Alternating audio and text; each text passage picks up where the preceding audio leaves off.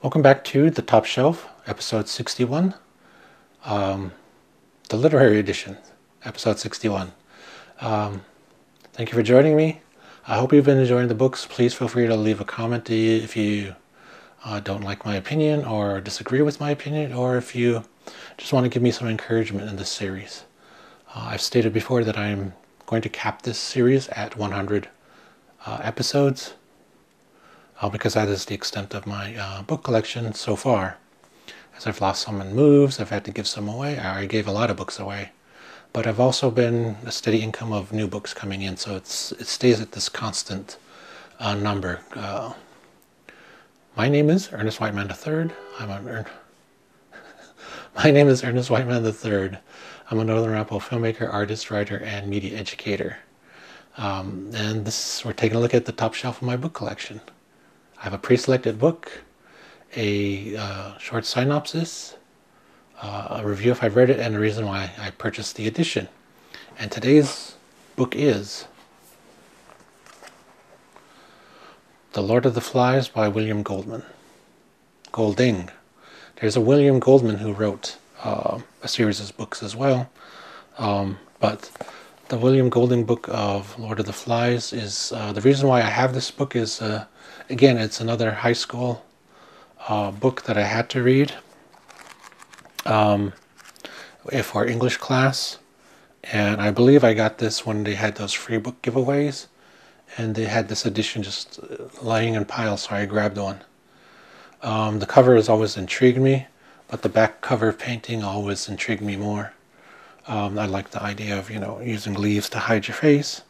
And everybody knows the story about the crew of, the wrecked crew of, the wreck survivors of a plane wreck, being a bunch of schoolboys, and how their society builds when there's no adults around. We did watch the film, I believe.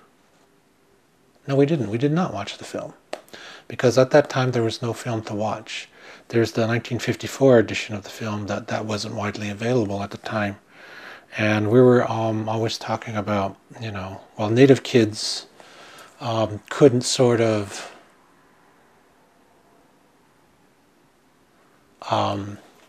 connect with any of the characters. What they did connect with is the idea of being left alone without adults, as always happens, at least when I was growing up. Once the oldest kids were old enough, you would leave them alone with the youngest kids, and so kids are always. I remember days where where my parents weren't home. They're either both working, or they're both off doing errands, and we were basically left at home parentless for many hours, days upon days upon days. So I think that's what most of the Native kids sort of attached to. The violence in the book was understandable. High school, and especially Native kids, sort of like look for those things because there's nothing else to sort of connect them to a bunch of privileged schoolboys. And this idea of an ordered society that sort of looked out for them. Then when those are gone, what happens to them? They were virtually savages. But the idea that, there's a good and a bad group, when it's just human nature. I think that the idea that, it's always binary, like there has to be a good and there has to be an evil when it comes to these things. But, it's just human nature to, work to survive and to pick on what you think is the weaker. And I think Golden was trying to make a point of the idea that Ralphie was sort of this compassionate character, and the others saw that as weak. But we didn't take much time to sort of study it any further, other than enjoying the narrative of kids being without parents.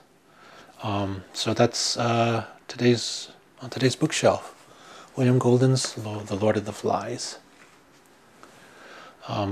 Thanks for joining me. I'll catch you next time.